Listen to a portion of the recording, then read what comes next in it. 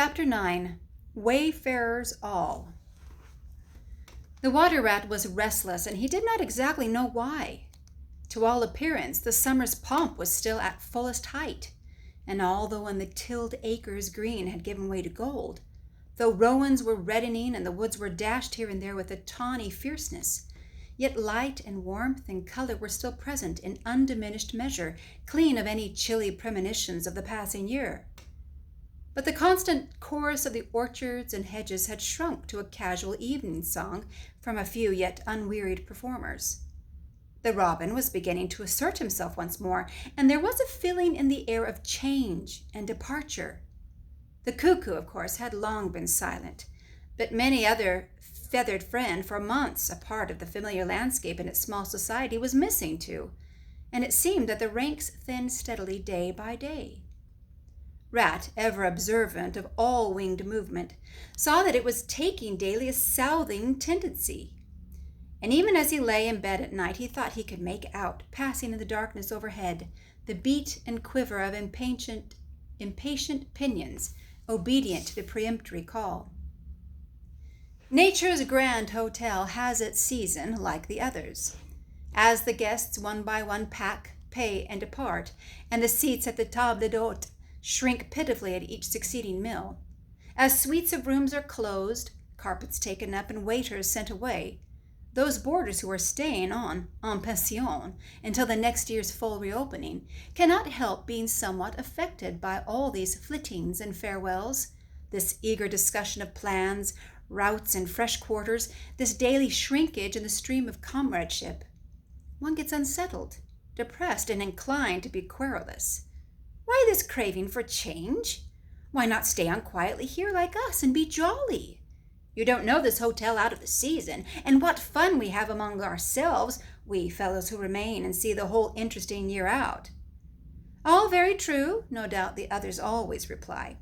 We quite envy you, and some other year perhaps, but just now we have engagements. Oh, and there's the bus at the door. Our time is up. So they depart with a smile and a nod, and we miss them and feel resentful. The rat was a self-sufficing sort of animal, rooted to the land, and whoever went, he stayed. Still, he could not help noticing what was in the air and feeling some of its influence in his bones. It was difficult to settle down to anything seriously with all this flitting going on. Leaving the waterside where rushes stood thick and tall in a stream that was becoming sluggish and low, he wandered countrywards, crossed a field or two of pasturage already looking dusty and parched, and thrust into the great realm of wheat, yellow, wavy, and murmurous, full of quiet motion and small whisperings. Here he often loved to wander, through the forest of stiff, strong stalks that carried their own golden sky away over his head, a sky that was always dancing, shimmering, softly talking, or swaying strongly to the passing wind and recovering itself with a toss and a merry laugh. Here, too, he had many small friends, a society complete in itself, leading full and busy lives, but always with a spare moment to gossip and exchange news with the visitor. Today, however, though they were civil enough, the field mice and harvest mice seemed preoccupied. Many were digging and tunneling busily. Others gathered together in small groups, examined plans and drawings of small flats, stated to be desirable and compact, and situated conveniently near the stores. Some were hauling out dusty trunks and dress baskets. Others were already elbow-deep packing their belongings, while everywhere piles and bundles of wheat, oats, barley, beechmast, and nuts lay about ready for transport. "Here's old Ratty!" they cried as soon as they saw him. "Come and bear a hand, Rat, and don't stand about idle." "What sort of game are you up to?" said the water rat severely.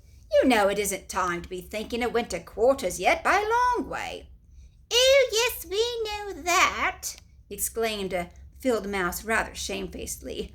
"But it is always as well to be in good time, isn't it? We really must get all the furniture and baggage and stores moved out of this before those horrid machines begin clicking round the fields. And then you know the best flats get picked up so quickly nowadays, and if you're late you have to put up with anything. and they want such a lot of doing up too before they're fit to move into. Of course, we're early, we know that, but we're only just making a start." "Oh, bother starts," said the rat. "It's a splendid day. Come for a row, or a stroll among the hedges, or a picnic in the woods, or something." "Well, I think not today, thank you," replied the field mouse hurriedly. "Perhaps some other day when we've more time." The rat, with a snort of contempt, swung round to go, tripped over a hat box, and fell with undignified remarks. "If people would be more careful," said a field mouse rather stiffly, "and look where they're going, people wouldn't hurt themselves or forget themselves. Mind that hold, old rat. You better sit down somewhere. In an hour or two we may be more free to attend to you."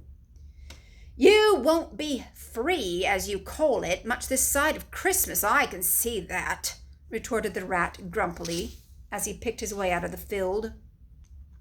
He returned somewhat despondently to his river again, his faithful, steady-going old river, which never packed up, flitted, or went into winter quarters.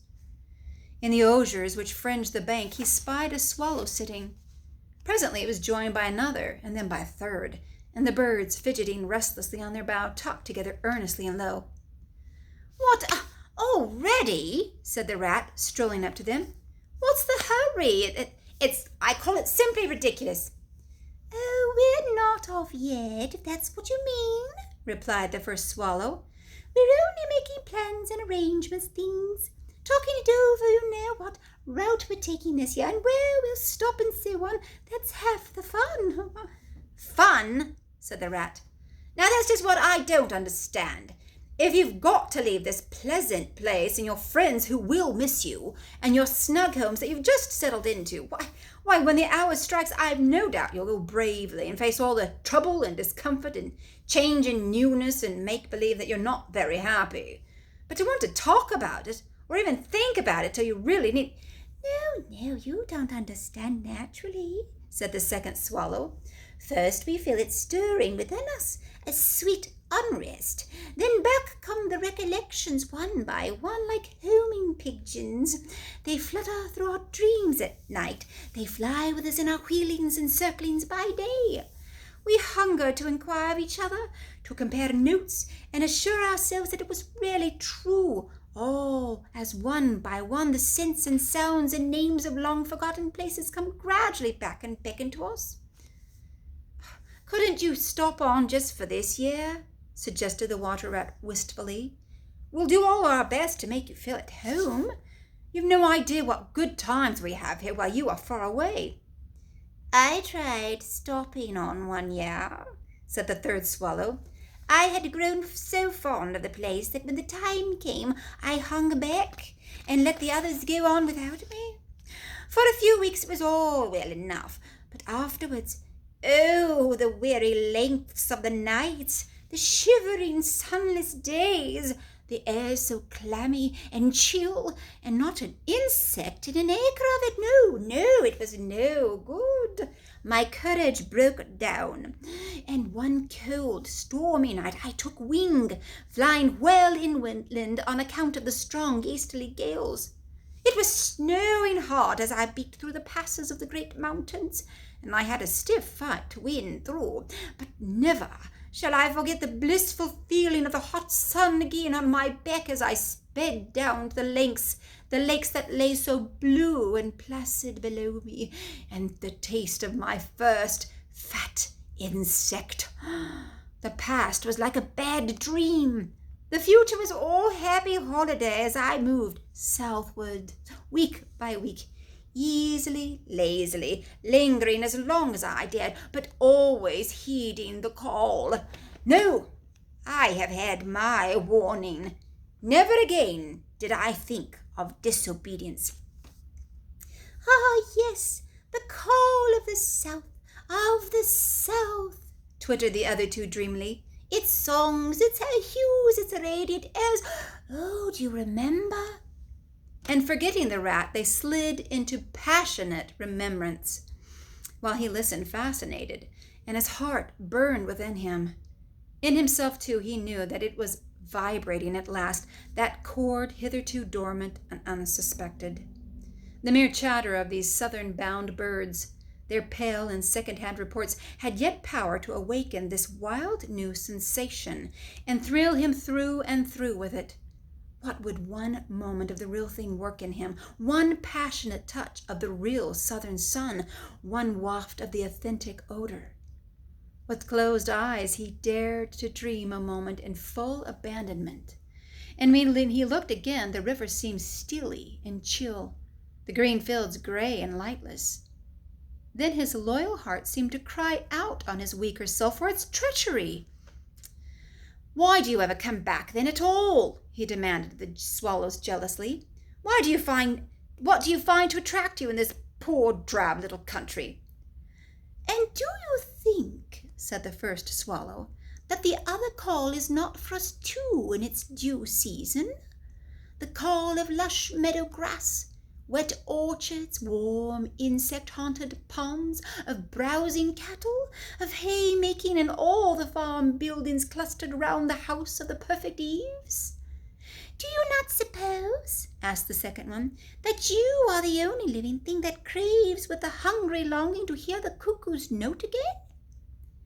"In due time," said the third, "we shall be homesick once more for the quiet water lilies swaying on the surface of an English stream. But today all that seems pale and thin and very far away. Just now our blood dances to other music." They fell a-twittering among themselves once more, and this time their intoxicating babble was of violet seas, tawny sands, and lizard-haunted walls. Restlessly the rat wandered off once more, climbed the slope that rose gently from the north bank of the river, and lay looking out towards the great ring of downs that barred his vision further southwards. His simple horizon hitherto, his mountains of the moon, his limit behind which lay nothing he had cared to see or know. Today, to him gazing south with new-born needs stirring in his heart, the clear sky over their long, low outline seemed to pulsate with promise. Today, the unseen was everything, the unknown the only real fact of life. On this side of the hills was now the real bank. On the other side lay the crowded and colored panorama that his inner eye was seeing so clearly. What seas lay beyond, green, leaping and crested? What sun-bathed coasts along which the white villas glittered against the olive woods? What quiet harbors, thronged with gallant shipping bound for purple islands of wine and spice, islands set low in languorous waters? He rose and descended riverwards once more, then changed his mind and sought the side of the dusty lane. There, lying half buried in the thick, cool underhedge tangle that bordered it, he could muse on the metalled road and all the wondrous world that it led to, on all the wayfarers, too, that might have trodden it, and the fortunes and adventures they have gone to seek or found unseeking, out there beyond. Footsteps fell on his ear, and the figure of one that walked somewhat wearily came into view, and he saw that it was a rat, and a very dusty one. The wayfarer, as he reached him, saluted with a gesture of courtesy that had something foreign about it, hesitated a moment, then, with a pleasant smile, turned from the track and sat down by his side in the cool herbage. He seemed tired, and the rat let him rest unquestioned, understanding something of what was in his thoughts, knowing, too, the value all animals attach at times to mere silent companionship, when the weary muscles slacken and the mind marks time. The wayfarer was lean and keen-featured, and somewhat bowed at the shoulders. His paws were thin and long, his eyes much wrinkled at the corners, and he wore small gold earrings in his neatly set, well-shaped ears. His knitted jersey was of a faded blue. His breeches, patched and stained, were based on a blue foundation, and his small belongings that he carried were tied up in a blue cotton handkerchief. When he had rested a while, the stranger sighed, snuffed the air, and looked about him. "That was the clover, that warm whiff on the breeze," he remarked. "And those are cows we hear crumping the grass behind us and blowing softly between mouthfuls. There is a sound of distant reapers, and yonder rises a blue line of cottage smoke against the woodland. The river runs somewhere close by, for I hear the call of a moorhen, and I see by your build that you're a freshwater mariner. Everything seems asleep, and yet going on all the time. It's a goodly life that you lead, friend, and no doubt the best in the world, if only you're strong enough to lead it. Well, yes, it is the life, the only life to live, responded the water rat dreamily and without his usual wholehearted conviction. I did not say exactly that, replied the stranger cautiously, but no doubt it is the best. I've tried it, and I know. And because I've just tried it, 6 months of it, and know it's the best, here I am, footsore and hungry, tramping away from it, tramping southward, following the old call, back to the old life, the life which is mine and which will not let me go. Is this then yet another of them? Mused the rat. And where have you just come from? He asked. He hardly dared to ask where he was bound for. He seemed to know the answer only too well. A nice little farm, replied the wayfarer briefly, up along in that direction. He nodded northwards. Never mind about it. I had everything I could want, everything I had any right to expect of life and more. And here I am. Glad to be here all the same, though. Glad to be here. So many miles further on the road, so many hours nearer to my heart's desire. His shining eyes held fast to the horizon, and he seemed to be listening for some sound that was wanting from that inland acreage, vocal as it was with the cheerful music of pasturage and farmyard. You're not one of us, said the water rat, nor yet a farmer, nor even I should judge of this country. Right, replied the stranger. I am a seafaring rat, I am, and the port I originally hail from is Constantinople, though I'm a sort of foreigner there too, in a manner speaking. You will have heard of Constantinople, friend? A fair city, and an ancient and a glorious one. And you may have heard too of Sigurd, king of Norway, and how he sailed thither on 60 ships, and how he and his men rode up through streets all canopied in their honour with purple and gold, and how the emperor and empress came down and banqueted with him on board his ship. Well, when Sigurd returned home, many of his northern men remained behind and entered the emperor's bodyguard, and my ancestor, a Norwegian born, stayed behind too. And the ships that Sigurd gave the emperor, seafarers we have ever been, and no wonder.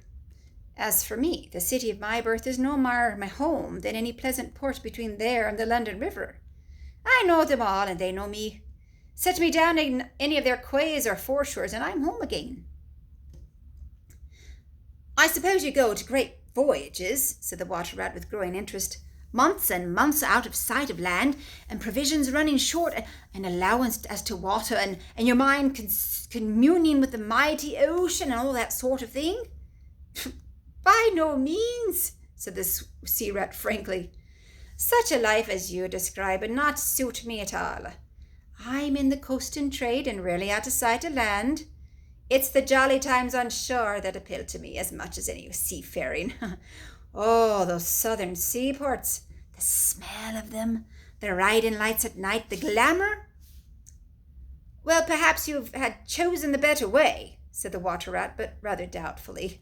Tell me something of your coasting, then, if you have a mind to, and what sort of harvest an animal of spirit might hope to bring home from it to warm his latter days with gallant memories by the fireside. For my life, I confess to you, feels to me today somewhat narrow and circumscribed. Well, me last voyage, began the sea rat, that landed me eventually in this country, bound with high hopes for me inland farm, will serve a good example of any of them, and indeed as an epitome of me high-coloured life. Family troubles as usually begin it.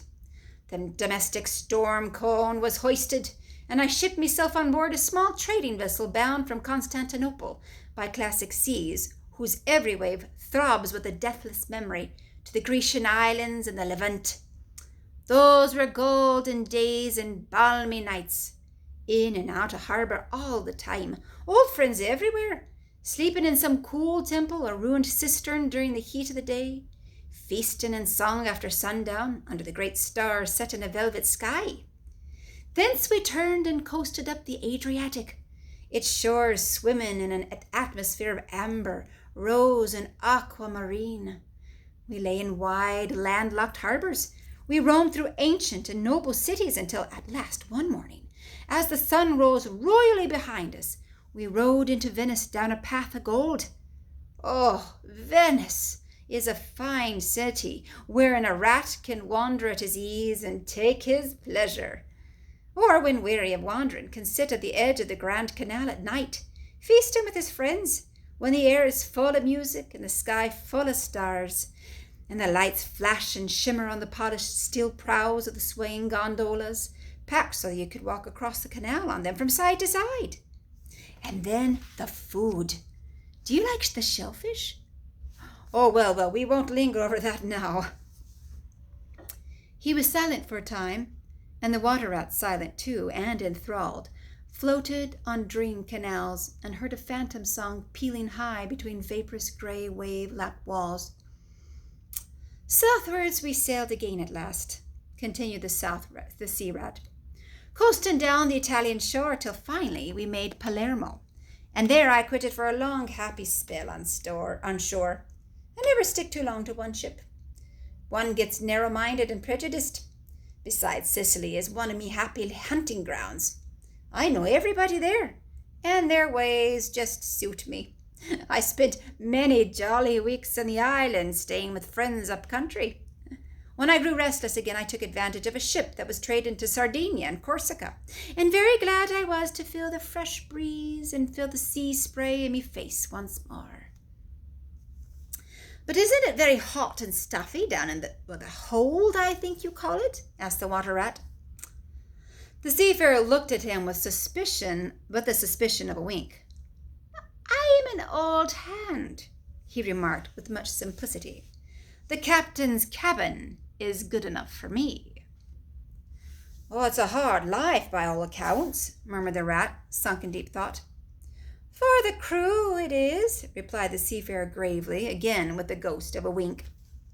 From Corsica, he went on, I made use of a ship that was taking wine to the mainland. We made Alassio in the evening, lay to, hauled up our wine casks and hove them overboard, tied one to the other by a long line. Then the crew took the boats and rowed shoreward, singing as they went, and drawn after them the long bobbing procession of casks like a mile of porpoises. On the sand they had horses waiting, which dragged the casks upon the steep street of the little town with a fine rush and clatter and scramble. When the last cask was in, we went and refreshed and rested, and sat late into the night, drinking with our friends, and next morning I was off to the great olive woods for a spell and a rest. For now I had done with the islands for the time, and ports and shipping were plentiful. So I led a lazy life among the peasants, lying and watching them work, or stretched high on the hillside with the blue Mediterranean far below me. And so at length, by easy stages, and partly on foot, partly by sea, to Marseille and the meeting of old shipmates, and the visiting of the great ocean-bound vessels, and feasting once more. Talk of shellfish! Why, sometimes I dream of the shellfish of Marseille and wake up crying. Oh, that reminds me, said the polite water rat. You happened to mention that you were hungry. Oh, I ought to have spoken earlier. Of course, you will stop and take your midday meal with me.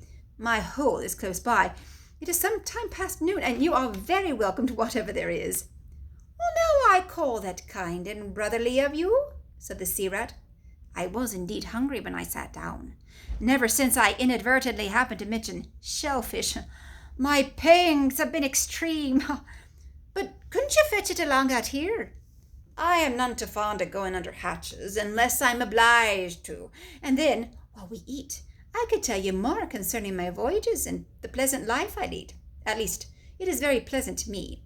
And by your attention, I judge it commends itself to you. Whereas if we go indoors, it is 100 to 1 that I shall presently fall asleep. Well, that is indeed an excellent suggestion, said the water rat, and hurried off home. There he got out the luncheon basket and packed a simple meal, in which, remembering the stranger's origin and preferences, he took great care to include a yard of long French bread, a sausage out of which the garlic sang, some cheese which lay down and cried, and a long-necked straw-covered flask containing bottled sunshine. Bottled sunshine shed and garnered on the far southern slopes. Thus laden, he returned with all speed, and blushed for pleasure at the old seaman's commendations of his taste and judgment, as together they unpacked the basket and laid out the contents on the grass by the roadside.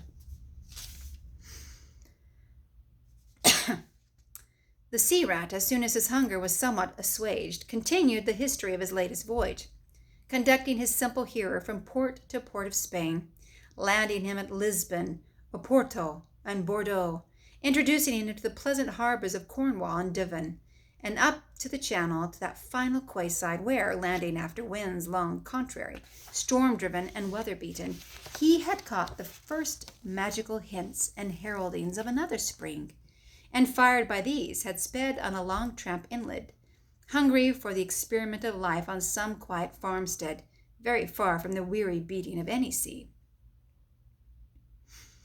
Spellbound and quivering with excitement, the water rat followed the adventurer league by league, over stormy bays, through crowded roadsteads, across harbors on a racing tide, up winding rivers that hid their busy little towns round a sudden turn, and left him with a regretful sigh planted at his dull inland farm, about which he desired to hear nothing.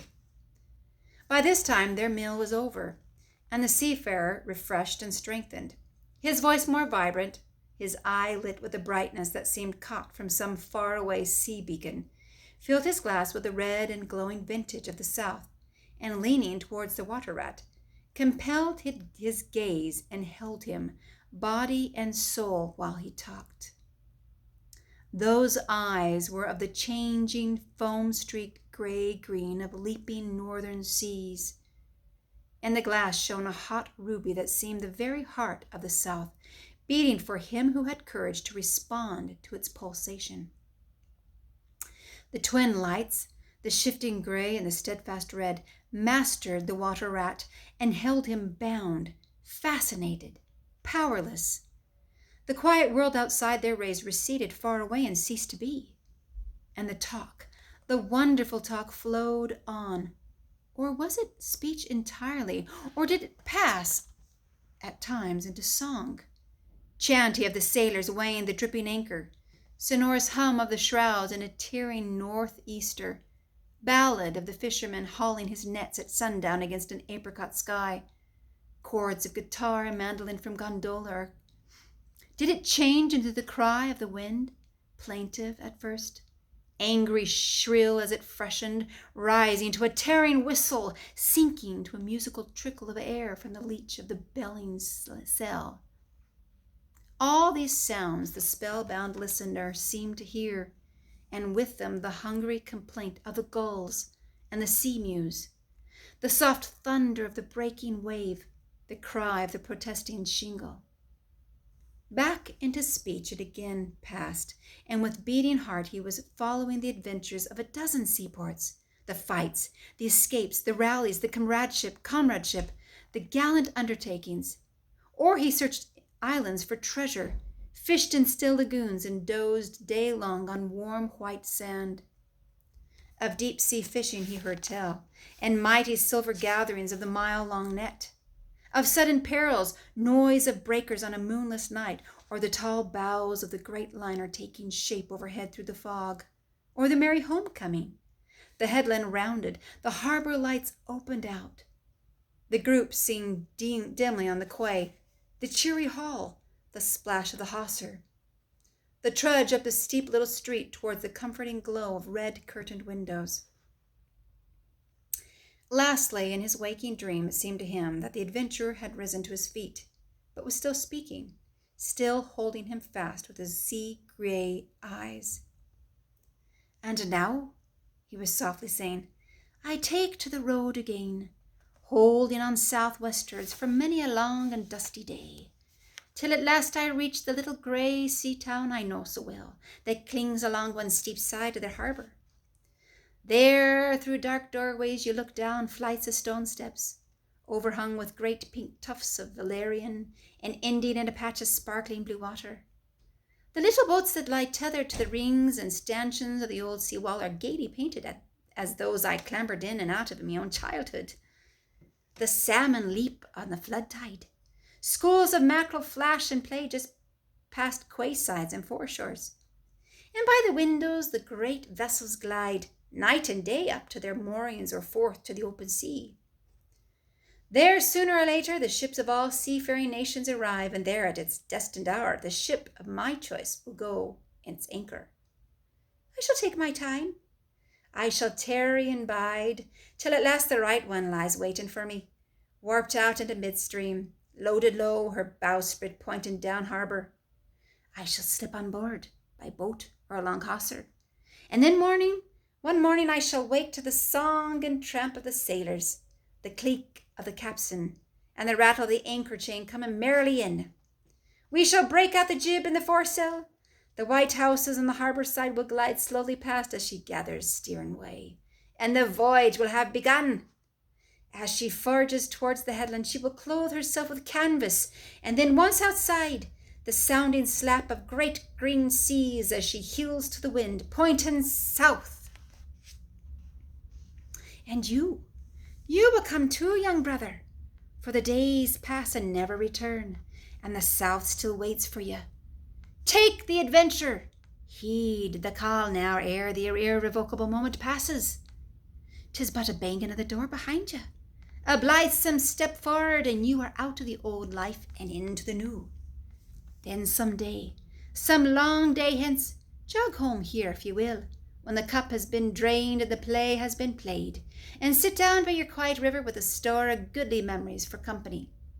You can easily overtake me on the road, for you are young, and I am aging, and go softly. I will linger and look back, and at last I will surely see you coming, eager and light-hearted, with all the south in your face. The voice died away and ceased as an insect's tiny trumpet dwindles swiftly into silence, and the water rat, paralyzed and staring, saw at last but a distant speck on the white surface of the road. Mechanically he rose and proceeded to repack the luncheon basket, carefully and without haste. Mechanically he returned home, gathered together a few small necessaries and special treasures he was fond of, and put them in a satchel, acting with slow deliberation, moving about the room like a sleepwalker, listening ever with parted lips. He swung the satchel over his shoulder, carefully selected a stout stick for his wayfaring, and with no haste, but with no hesitation at all, he stepped across the threshold just as the mole appeared in the door. Why, where are you off to, Ratty? Asked the mole in great surprise, grasping him about the arm. Going south with the rest of them, murmured the rat in a dreamy monotone, never looking at him. Seawards first, and then on shipboard, and so to the shores that are calling me. He pressed resolutely forward, still without haste, but with dogged fixity on purpose. But the mole, now thoroughly alarmed, placed himself in front of him, and looking into his eyes, saw that they were glazed and set, and turned a streaked and shifting gray. Well, not his friend's eyes, but the eyes of some other animal. Grappling with him strongly, he dragged him inside, threw him down, and held him. The rat struggled desperately for a few moments, then his strength seemed suddenly to leave him, and he lay still and exhausted, with closed eyes, trembling. Presently the mole assisted him to rise and placed him in a chair, where he sat collapsed and shrunken into himself, his body shaken by a violent shivering, passing in time into a hysterical fit of dry sobbing. Mole made the door fast, threw the satchel into a drawer and locked it, and sat down quietly on the table by his friend, waiting for the strange seizure to pass. Gradually the rat sank into a troubled doze, broken by starts and confused murmurings of things strange and wild and foreign to the unenlightened mole, and from that he passed into a deep slumber. Very anxious in mind, the mole left him for a time and busied himself with household matters, and it was getting dark when he returned to the parlor and found the rat where he had left him, Wide awake indeed, but listless, silent, and dejected. He took one hasty glance at his eyes, found them to his great satisfaction clear and dark and brown again as before, and then sat down and tried to cheer him up and helped him to relate what had happened to him. Poor Ratty did his best by degrees to explain things, but how could he put into cold words what had mostly been suggestion? How recall for another's benefit the haunting sea voices that had sung to him? How reproduce at second hand the magic of the seafarer's 100 reminiscences? Even to himself, now the spell was broken and the glamour gone, he found it difficult to account for what had seemed, some hours ago, the inevitable and only thing. It is not surprising, then, that he failed to convey to the mole any clear idea of what he had been through that day. To the mole, this much was plain. The fit, or attack, had passed away, and had left him sane again, though shaken and cast down by reaction. But he seemed to have lost all interest for the time in the things that went to make up his daily life, as well as in all pleasant forecastings of the altered days and doings that a changed season was surely bringing. Casually, then, and with seeming indifference, the mole turned his talk to the harvest that was being gathered in, the towering wagons and their straining teams, the growing ricks and the large moon rising over bare acres dotted with sheaves. He talked of the reddening apples around, of the browning nuts, of jams and preserves, and the distilling of cordials, till by easy stages such as these he reached midwinter, its hearty joys and its snug home life, and then he became simply lyrical. By degrees the rat began to sit up and to join in. His dull eyes brightened, and he lost some of his listless air. Presently the tactful mole slipped away, and returned with a pencil and a few half-sheets of paper which he placed on the table at his friend's elbow. It's been quite a long time since you did any poetry, he remarked. You might have tried it this evening instead of, brooding over things so much. I've an idea you'll feel a lot better when you've got something jotted down, if it's only just the rhymes. The rat pushed the paper away from him wearily, but the discreet mole took occasion to leave the room, and when he peeped in again some time later, the rat was absorbed and deaf to the world, alternately scribbling and sucking the top of his pencil. It is true that he sucked a good deal more than he scribbled, but it was joy to the mole to know that the cure had at last begun.